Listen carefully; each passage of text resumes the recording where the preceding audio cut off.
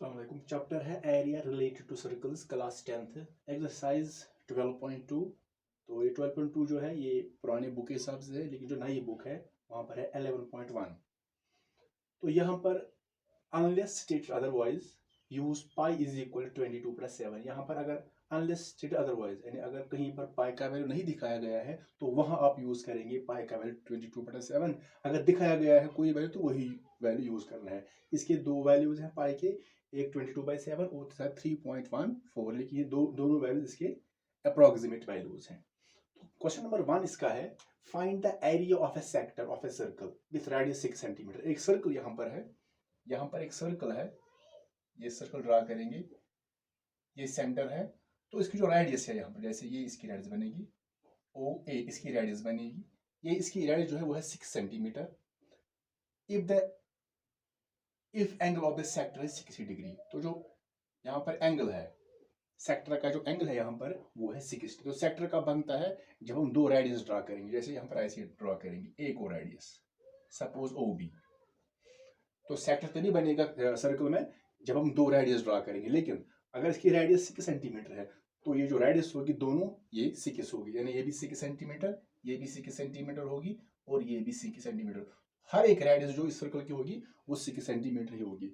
अब यहाँ पर देखेंगे सेक्टर क्या है। तो पहले इसके बारे में डिस्कस किया गया है। सेक्टर क्या है? सेक्टर होता है वो रीजन जो दो रेडियस और उसकी जो कॉरस्पॉन्डिंग आर्क होती है, ये एक रेडियस है, ये दूसरी है, तो ये इसकी कॉरस्पॉन्डिंग आर्क है। तो ये बीच में यहाँ पर जो रीजन है दिस इज कॉल्ड सेक्टर। तो यहाँ पर हमें ये जो एंगल यहाँ पर दिया गया है इट इज 60 डिग्री। तो हमें निकालना है इसका एरिया, ये वाला, ये यहाँ पर है, दिस इज माइनर सेक्टर। तो जो ऊपर आएगा ये बनेगा इसका मेजर सेक्टर, लेकिन हमें यहाँ पर इसका एरिया बताना है क्योंकि एंगल जो है वो है 60 यहाँ पर दिखा रहा है कि ये माइनर सेक्टर ही है। तो यहाँ पर देखेंगे पहले गिवन क्या है। तो यहाँ पर है रेडियस ऑफ द सर्कल, वो गिवन है रेडियस ऑफ द सर्कल। तो हम वो दिखाएंगे स्मॉल आर से, दैट इज 6 सेंटीमीटर।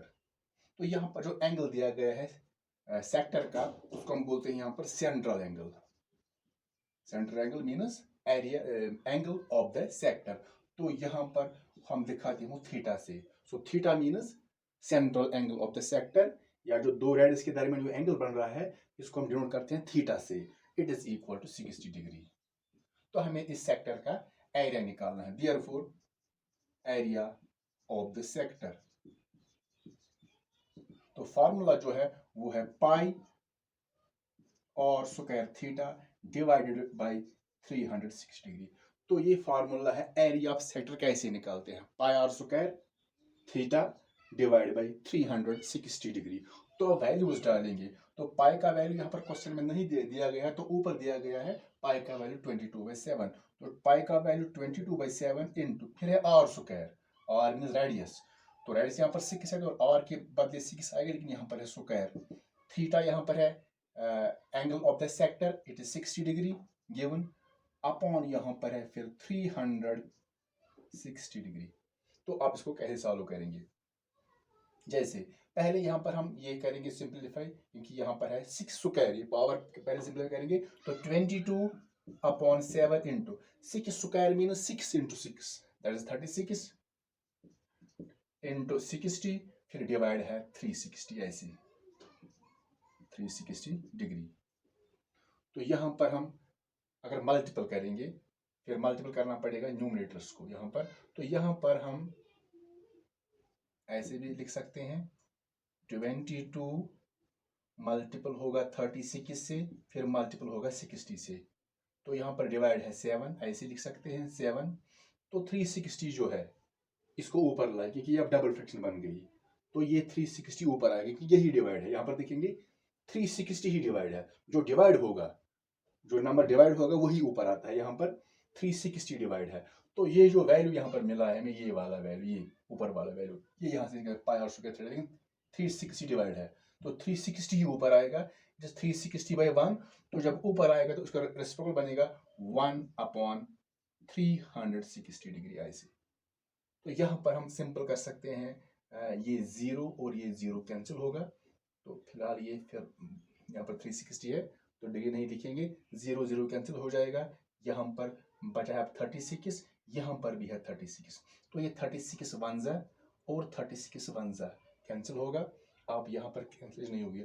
अब ऊपर बचा है 22 इंटू 1 इंटू 6, ये 0 भी यहाँ पर कैंसिल होगा इस 0 के साथ पहले, सो 6 इंटू 22, तो दैट इज इक्वल टू 6 2 जार 12, 1 कैरी आ गया, 6 2 12, 12 और 1 बन गया 13, सो 132, यहाँ पर 7, यहाँ पर 1, 7 1 जार 7, सो यहाँ पर अगर 132 को 7 से डिवाइड करेंगे तो इसका मतलब 18.857 फिर 1 डैश, तो फिर हम यहाँ पर खाली पॉइंट के बाद खाली 2 लेंगे तो लिखेंगे फिर 18.8, ये तीसरा जो है ये 5 से ज्यादा है, दैट मीन्स यहाँ पर ये बनेगा 86, तो यहाँ पर ये एरिया है, ये सेंटीमीटर में है तो ये बनेगा 18.86 स्क्वायर सेंटीमीटर अप्रोक्सीमेटली, ये इसका अप्रोक्सीमेट वैल्यू है क्योंकि हमने पॉइंट के बाद खाली 2 लिए, यहाँ पर पॉइंट के बाद बहुत सारे डेसिमल नंबर्स आ रहे हैं, सो ये बन गया यहाँ पर एरिया ऑफ द सेक्टर।